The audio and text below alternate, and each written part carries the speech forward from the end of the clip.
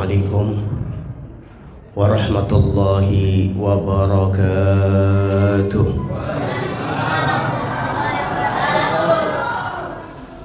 Alhamdulillahilladzi bini'matihi tatimmu shalihat wa tanzilul barakat wa tuqsamu nafahat wa tughfaru dhunub wal khati'at. Wassalatu wassalamu ala sayyidi sadat sayyidina wa habibina wa syafi'ina wa qurrati a'yunina sayyidina Muhammad tibil qulub wa dawaiha wa afiyatil ajsam wa shifaiha wa nuril absari wa diyaiha wa qutil arwahi wa ghidaiha wa ala alihi wa sahbihi ajma'in. Rabbi shrah li sadri wa yassir li amri wahlul 'uqdatam min lisani yafqahu qawli, amma ba'du. Para hadirin dan hadirat, khususnya para habaib, para kiai, para sepuh, para asatidah, para orang tua, di antaranya yang tadi baru saja menyampaikan ceramahnya kepada kita, Kiai Haji Ahmad Saman. Begitu juga DKM Masjid Al-Abrar Ustadz Firdaus, dan juga Habib Hashim Segaf, Habib Hussein bin Saleh Bagil, kemudian Ustadz Mansur, Ustadz Ahmad Dahlan, Ahmad Dahlan, orang tua kita Haji Syafi'i, Haji Jari, Haji Rakib, dan lain-lainnya yang ada di sini, yang mohon maaf saya tidak sebut nama, tapi sedikit pun tidak mengurangi rasa hormat saya, dan berharap nama kita dikenal di hadapan Nabi Muhammad SAW. Karena perlu kita yakinkan beliau tahu keadaan umat, siapa yang aktif, siapa yang peduli kepada umatnya, siapa orang yang memang perhatiannya kepada umatnya, beliau tahu. Kalau mau punya kedekatan kepada Rasul Sallallahu Alaihi Wasallam, ulama mengajarkan ambil oper apa yang diinginkan oleh Nabi. Rasul Sallallahu Alaihi Wasallam, beliau menginginkan umatnya ini menjadi umat yang baik. Beliau menginginkan umatnya menjadi umat yang ahli ibadah, umat yang cerdas, umat yang rukun.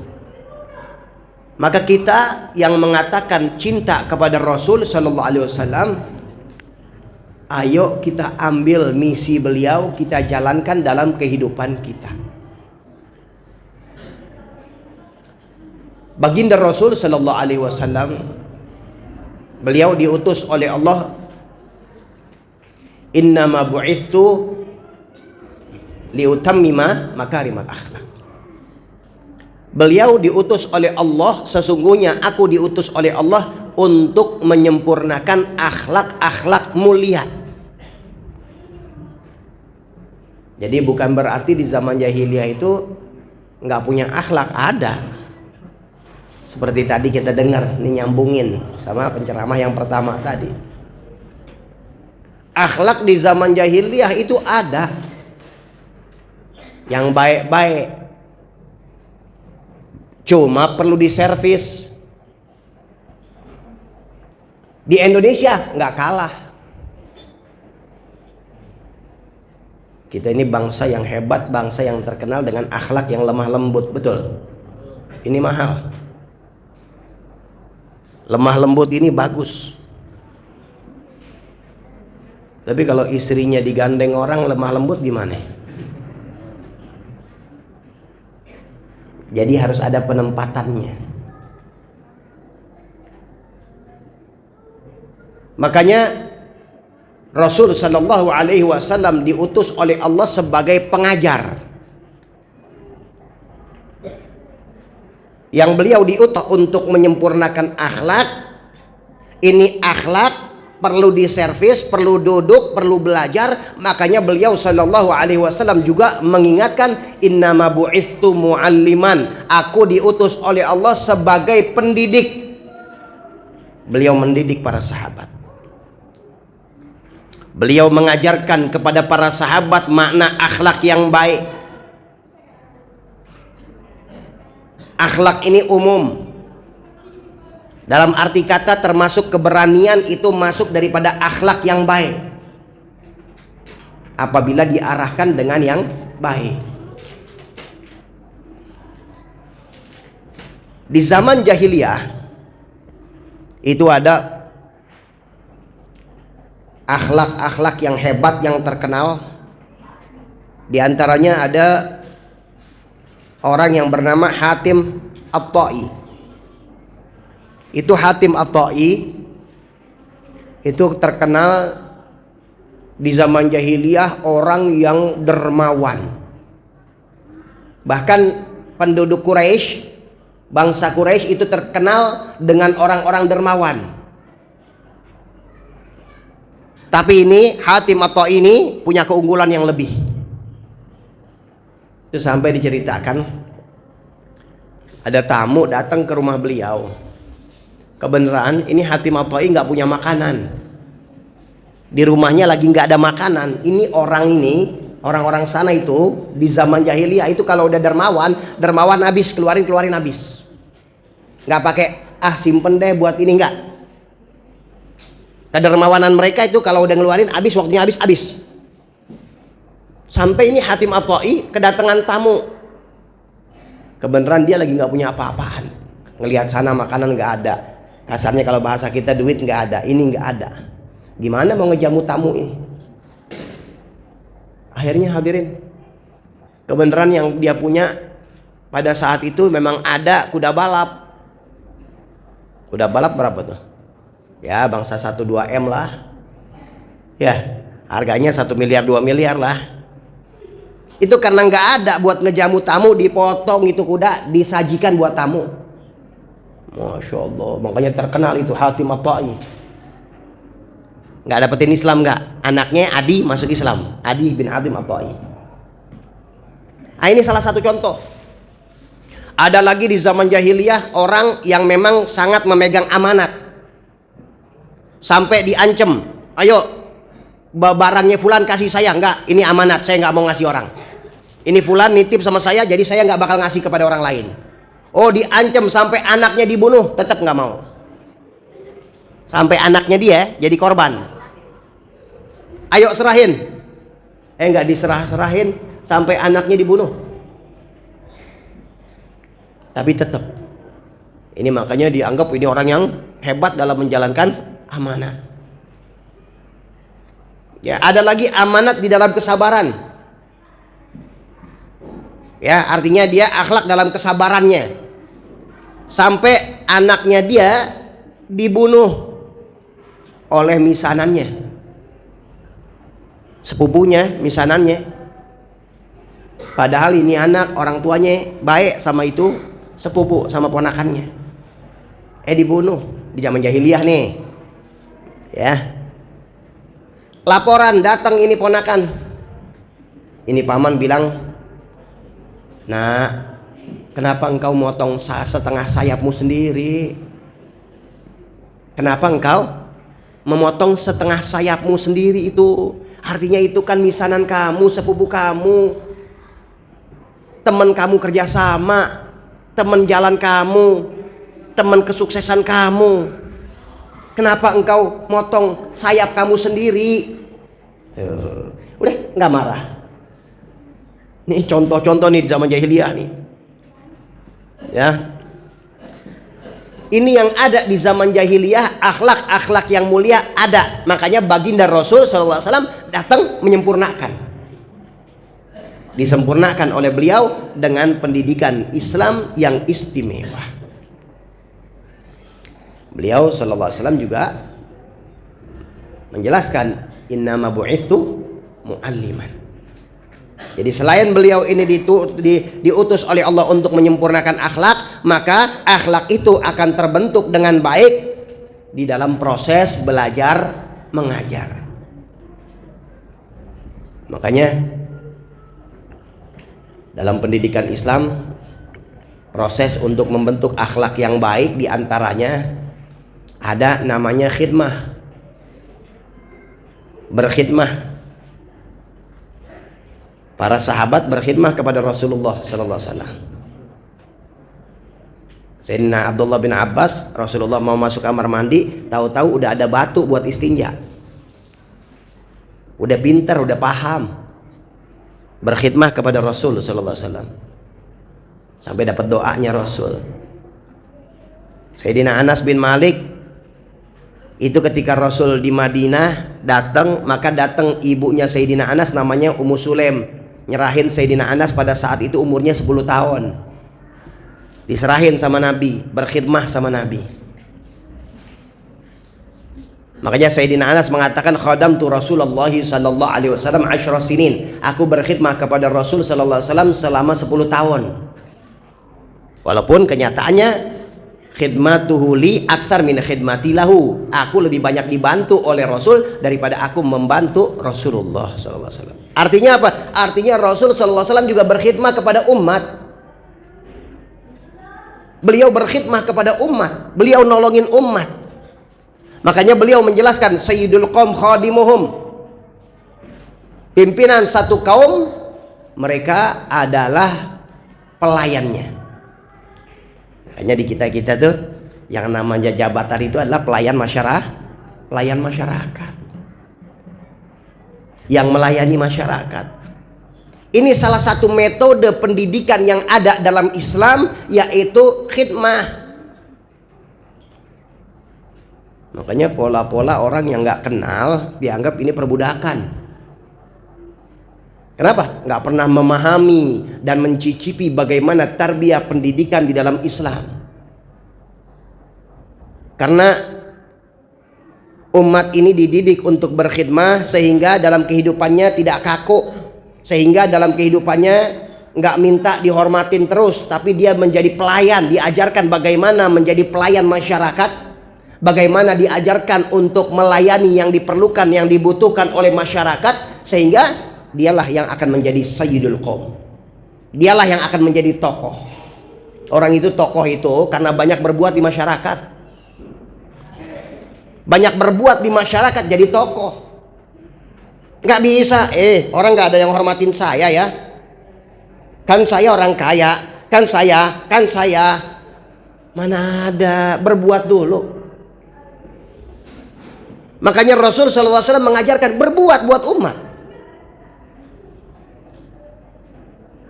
Makanya di pesantren-pesantren itu diajarkan khidmah, berkhidmah ya kepada guru, berkhidmah kepada pondok pesantren, berkhidmah kepada teman-teman, kepada umat, kepada bangsa. Ini bangsa ini kalau nggak ada berkhidmah, kalau masyarakat pada saat itu santri-santri tidak diajarkan khidmah, mana mau mereka terjadinya Hari Pahlawan 10 November. Mana bisa terjadi itu? Mereka banyak yang gugur, diajak untuk jihad, diajak oleh gurunya Kiai Hasyim Asy'ari untuk berjihad. Emang mereka tanya bayarannya berapa? Ada yang kayak gitu? Ada.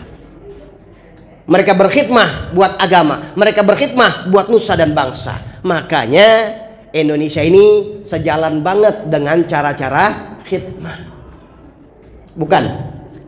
Bukan daripada perbudakan, bukan. Ini adalah bagian pendidikan Islam untuk meningkatkan kecerdasan, untuk meningkatkan agar kita mempunyai jati diri, mempunyai karakter yang baik, sehingga kita nggak kaku berjuang di masyarakat. Masyarakat perlu apa? Ya, dia jadi pelayannya. Gitu. Ya maaf. Kalau pejabat nggak kenal yang kayak begini, nggak tahu pendidikan yang kayak begini, begitu dia sekolah, dia langsung sekolahnya tinggi, jabatannya tinggi, udah seakan-akan jabatan itu adalah raja. Seakan-akan jabatan itu adalah jabatan sesuatu yang hebat yang dia minta dilayani. Padahal hakikatnya dia digaji untuk melayani. Makanya ini pendidikan Islam ini jangan dibuang. Ini terjadi pada sahabat tadi yang kita sebutkan. Bahkan kalau sahabat ada yang khusus khidmah kepada sendalnya Nabi. Sayyidina Abdullah bin Mas'ud tuh. Khusus sendalnya Nabi dia yang ngurus. Sampai kalau lagi ke majelis itu sendalnya Nabi ditaruh di dadanya. Memuliakan. Siwaknya Nabi juga Sayyidina Abdullah bin Mas'ud. Ada lagi sahabat yang ngurus kendaraannya Nabi. Ada lagi sahabat yang ngurus rumah tangganya Nabi. Macam-macam udah. Ini pengajaran, ini penting. Biar kita nggak sombong, nggak kaku. Maaf. Kadang-kadang nih, cuma ngegeser air aja ke samping berat banget. Ngegeser air nih. Di sini ada temennya samping nggak berat banget itu. Kenapa? Nggak biasa gitu mah. Melayani sedikit aja berat. Kenapa? Tidak ada pendidikan. Makanya Islam ini luar biasa.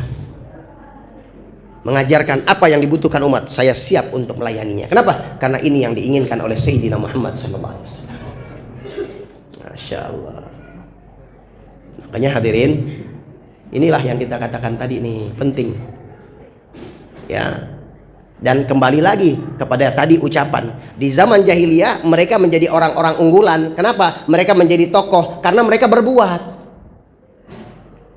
Mereka berbuat, jadi mereka ditokohkan. Begitu juga di zaman sekarang. Jangan hayal orang menghormatin kita, mau kita dapat penghormatan kalau kita tidak berbuat. Jadi artinya, kalau kita mau dipandang, mau dianggap di dalam kehidupan masyarakat, ayo pikirin apa yang kita bisa berbuat.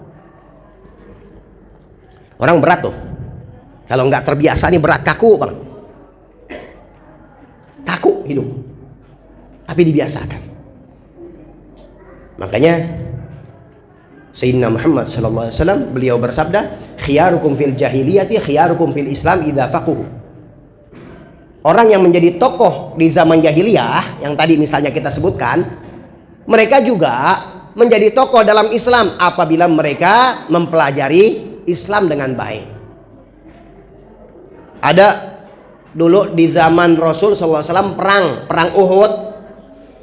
Itu kaum muslimin melawan orang-orang kafir Quraisy.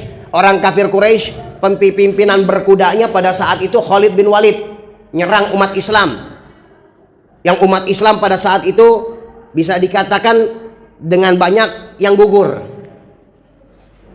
Itu Khalid bin Walid, pasukan Quraisy. Dia ditokohkan ketika perjanjian Hudaibiyah, gencatan senjata, Khalid bin Walid datang ke Madinah, masuk Islam. Masuk Islam, belajar dengan Islam, belajar dengan pendidikan Islam. Maka beliau diserahkan kembali itu pedangnya oleh Rasul SAW. Beliau mengatakan bahwasanya engkau adalah Saifullah, engkau adalah pedangnya Allah. Jadi beliau juga tokoh di dalam pemimpin perang dalam Islam. Islam ngajarin begitu, nggak kaku. Oh, ini orang non muslim tapi punya kelebihan. Kenapa? Dermawan, baik, suka nyumbang, suka ini, suka itu, suka sosial. Masuk Islam, belajar Islam yang baik, dia juga tetap jadi tokoh. Jadi hadirin, ayo. Ini kita nih di sini nih, ayo kita berlomba-lomba untuk cari muka sama Nabi Muhammad. Cari muka sama Nabi Muhammad Sallallahu Alaihi Wasallam. Apa yang bisa kita kerjakan? Yang penting gimana caranya berkhidmah kepada umatnya Nabi Muhammad SAW. Maaf. Misalnya nih, ini apa sih yang kita bisa lakukan di sini nih? Yuk datang yuk. Ini kayaknya ada duit nih, beliin dah air mineral misalnya. Atau apalah yang bisa. Ntar jalan pulang atau di hari-hari kita tuh ada orang susah tuh. Ayo aku niat berkhidmah kepada umat Nabi Muhammad. Kasih deh makanan apa kek, kasih apa kek. Ayo hidup kita berbuat, niatkan buat umat Nabi Muhammad SAW. Termasuk ayo kita penuhi pengajian. Ayo datang ramaikan pengajian. Karena pengajian ini hakikatnya adalah pembentukan cara berpikir kita, pembentukan akhlak kita. Itu dalam pengajian. Kalau umpama batu itu harus terus dikikis, dirapihin, dipoles, baru keluar seter. Nah itu tempatnya adalah pengajian. Mudah-mudahan Allah maafkan dosa kita, jadikan ilmu kita manfaat, hati kita senantiasa mendapat bimbingan dari Allah Subhanahu wa taala. Kurang dan lebih saya mohon maaf. Hadza wal 'afwu minkum. Wassalamualaikum warahmatullahi wabarakatuh.